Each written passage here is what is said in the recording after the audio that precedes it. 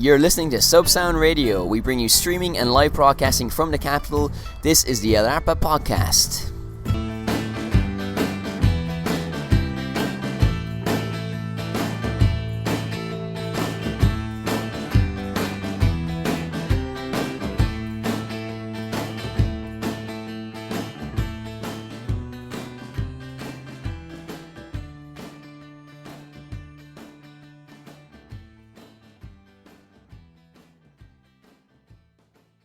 Welcome to the latest episode of the Ep4 podcast. Joining me in the studio is lucky competition winner, Maria. How are you?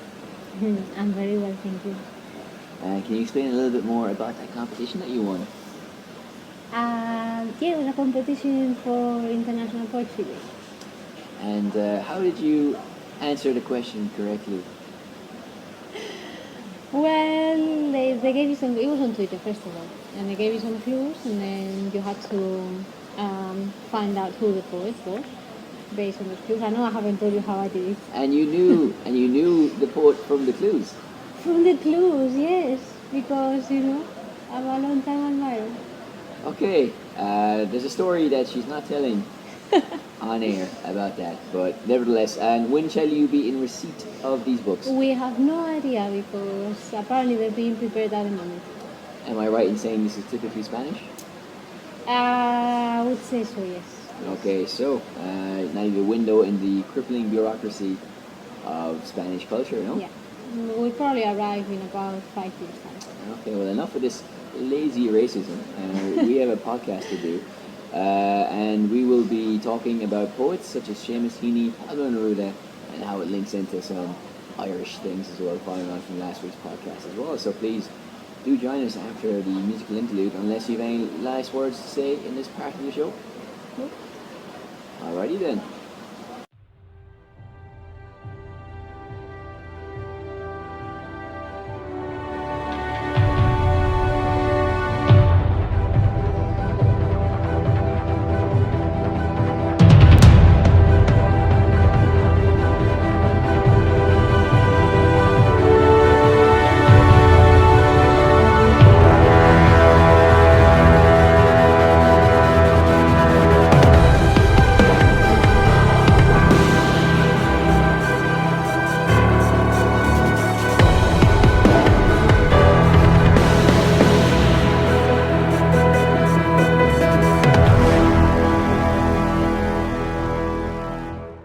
Part 2 of the show. Welcome back. Okay, so we're going to talk about Pablo Neruda first, and we were looking at the Anglo and Spanish versions of one of his poems.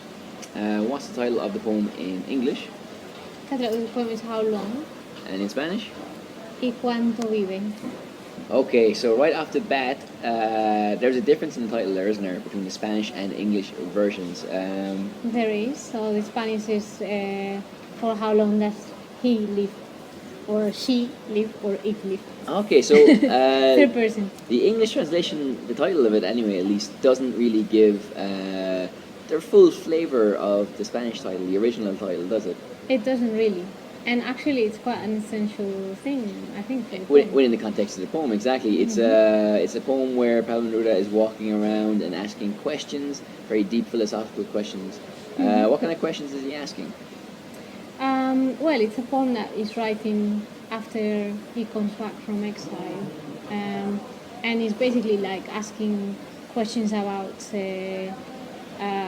just questions about life in general, but he's trying to get answers from religion, he's trying to get answers from politics, and it's basically about, the different things that have disappointed him throughout his life, trying to get answers for things. Yes, and pretty much he's having a long night of the soul, more or less. And at the end of the poem, he finds people who work with dead bodies, and they have no questions, no answers. They don't think about it. They're just living in the moment. And Neruda is left very unsatisfied by their philosophy, even though he seems to grudgingly acknowledge perhaps it's the best way forward, not to worry about it and not to question so much, because the less I learn, or the more I learn, the less I know, is bastardization of one of the lines in the poem. So, yes. I think there are other interesting things about the translation, like for example, when he's talking about the priests, it says that he asked them after they finished mass in English, Yeah. or something like that. Yeah, that was it. Yeah. But in Spanish it says he asked them after their rituals. So it doesn't really necessarily suggest that it's talking about. Yeah, it's that is frustrating because if you read the notes that precede the whole collection of poetry, it's by people who are big fans of Neruda. And if you know Neruda, you know what his stance is on religion in general in two ways. One, he thinks it's hocus pocus. So rituals, I think, is a word that's more befitting his perspective on religion. Yeah. Because mass is more of a functional word Yeah. that refers to the practices of the church. And also as well that he's quite a spiritual person in his own way, or he attributes spirituality to animals and plants and trees and different living and inanimate objects. And from that point he derives his own spirituality, you know, and there's a lot of rituals, and his whole act of writing in such a way is a ritual that he creates himself. So, like, you know, rituals, for lots of different reasons, encompasses the essence of Neruda, you know, and to miss out on that word is a little bit of a mistake. I think that's actually quite important, because the way it reads in Spanish is almost saying, you know, as you were saying, that they're performing rituals, that somehow it's a type of ritual that is not the one that he's involved with, but at the same time, somehow in the structure of the sentence, he sort of despises those rituals. Of course. So it's actually implied, as you say, which we know anyway from his life and from his writings. But I think that nuance is sort of missed in the English translation, because it becomes more functional. More functional, which it's strange, because I think, you know, saying rituals instead of mass isn't a big linguistic leap. You know, I think you could easily maintain the essence of that poem through the translation, because it's not a complicated word, or a word that doesn't necessarily translate, or a Spanish concept, or a Spanish language concept that doesn't jump the gap between the two languages. You know, so I think it's something that's an oversight that was perhaps unnecessary, because translation should have been perhaps easier to do. But it seems to be quite common, because in this week as well, we've been looking at Seamus Heaney, the great Irish poet, and his translation of Beowulf, and reading criticisms of previous translations of Beowulf. People seem to say that the translations have always been functional as well. So perhaps there's a general trend of translators approaching it from a functionality standpoint, where they're just trying to get the words in the new language without actually thinking of how they should be translated to keep the core of the text.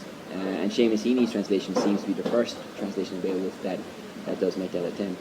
So you have far better Spanish than me, and almost as good English as me. So you have knowledge of how to translate text. In fact, you've translated poems for me before, and on 2 or 3 occasions. So from your perspective as a bilingual person, you know, translating text, what are the challenges, and how easy is it to maintain the spirit of the poem, of the book? Well, I mean, I think it depends on the genre. You know, it depends on whether you're translating poetry, you're translating a novel. I mean, of course, there are always like challenges, but for me, usually people say, oh, there's this word that has this connotation in Spanish that you can't really reflect in English, or things like that. And I don't think that's the most difficult thing, you know, because at the end of the day, there are always footnotes to specify. You can always leave it in italics, you know, and then explain. Yeah. But I think the most difficult thing, especially with poetry, is what I feel hasn't been achieved in this translation that we're talking about, which is to keep the spirit, to keep the intention of the writer, rather than the word itself. And obviously, I think that's the most important thing, because, you know, the word might be one, but then what it's trying to convey is another. And in this case, I think that hasn't been done well, because for example in the title, it's kind of like doing the opposite. It's not changing the title the word for word to make it more meaningful. It's changing it by removing part of the intentionality. Yeah. So I think that's a mistake. To defend the book a little bit, these guys. Well, just to balance it a little bit, these guys were the first to translate Neruda, and as far as I can see, I don't think anybody has really done it since then. So their version of it are the books you'd find in lots of English language bookshops around the world. And also what they do, which is quite common in lots of translated works, well, for poetry at least, you can find the Spanish version on one page and then the English version on the other page. So if you do have the want to do it, you can translate it yourself, or if you do end up living in Spain, like I have done, for example, and you improve your Spanish bit by bit, you can try and see what the original version was. Even reading it without understanding it, you can get the essence of the tone and the sound that the poet was looking for. But in saying that, translation as well is very difficult. I can imagine maybe there's different factors that we're not aware of in why they made certain decisions. But at the end of the day, it's a translation that's certainly made its way into my life and has given me enjoyment and pleasure and knowledge of Pablo Neruda, and I'm sure it has done for other people as well. But of course, sometimes the poems don't quite capture the Neruda-ness of Neruda. Well, I think, to be honest, I think it's a trend within translation. People have different opinions, and some people feel that by doing your own translation, you're kind of like adding to it. You're creating something new. So a lot of people think that that's a way of having a new interpretation. Do you feel that's overstepping their bounds? They don't have the right to do that?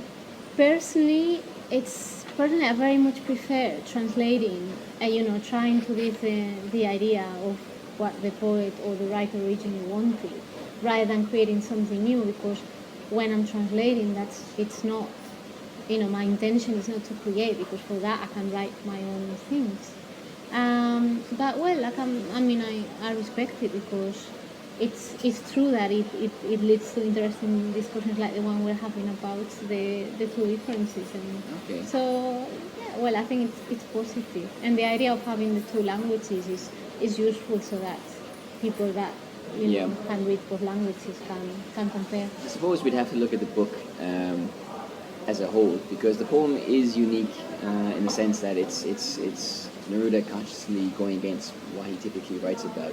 So he's a very inquisitive, curious person. He likes cataloging things and putting names to things, and he's quite active in preserving the culture and history of different regions, of poor people, of Latin America, and so on. And this poem is going against that. So perhaps because it's not a typical Neruda poem, perhaps it throws translators off a little bit, and they don't know how to express his opinion, because they're so used to expressing it in a certain way, in a certain style. And then there's this poem that goes against that. But on the other hand, he has so many distinct periods and voices and themes that he has covered in his career, that maybe that's not a good excuse if that is an excuse. What do you think? Well, it's interesting what you're saying, and it might well be the case, because I think in the end, when you're translating an author over and over again, you sort of like become accustomed to his way of expressing things. Yeah. So you would automatically, try to reproduce what you've read before, which is probably a mistake in that it misses out on changes in the poet's evolution. I think what saves it as well is that in the notes you do have the background to how Neruda was feeling or thinking at certain points in his life. So even if their translation doesn't quite express the motivations behind the poem or the mood of the poem as perfectly as it could, in other parts of the book, chiefly the introduction, you can get a sense for what was going on in the background. So here and there and in different ways you can get a sense of what the poet was trying to achieve.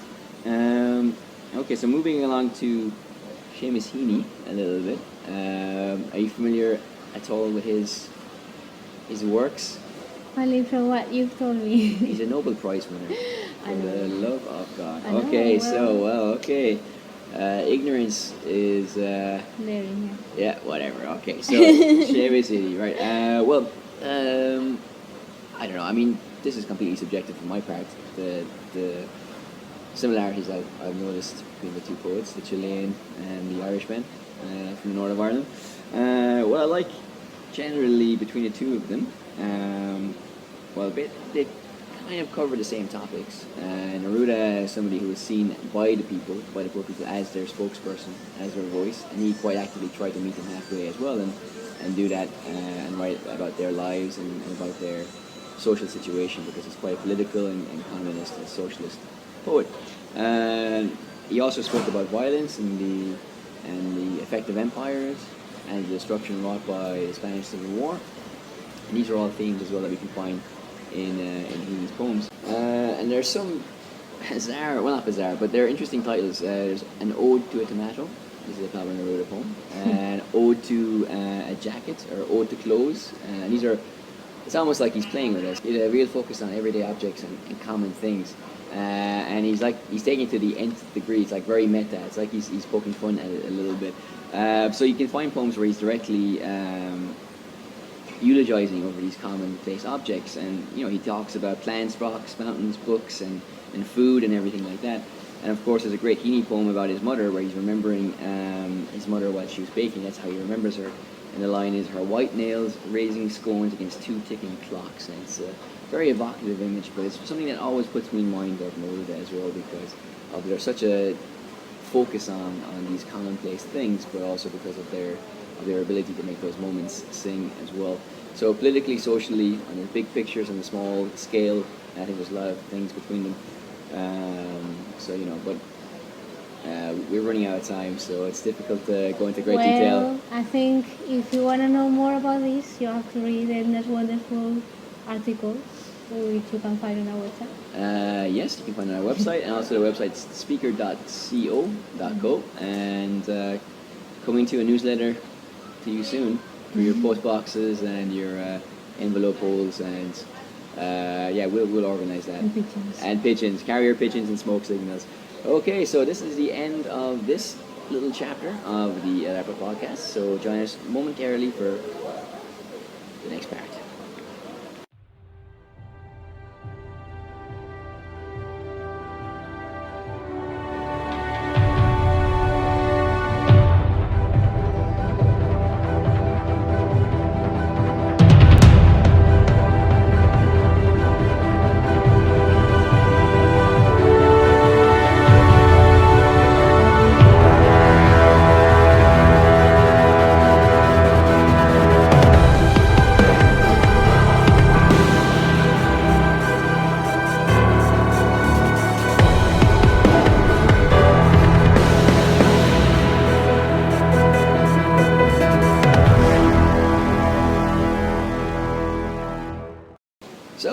Welcome back to the last part of the show. So some tidbits for you, some breaking news. Last week we were in Colmenar filming with an NGO.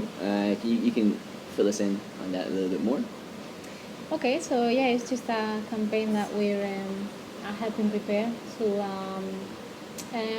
to raise money for people that live on their own, elderly people that live on their own. Follow the updates, because we're going to be working on that over the next couple of weeks, and should be able to show something soon.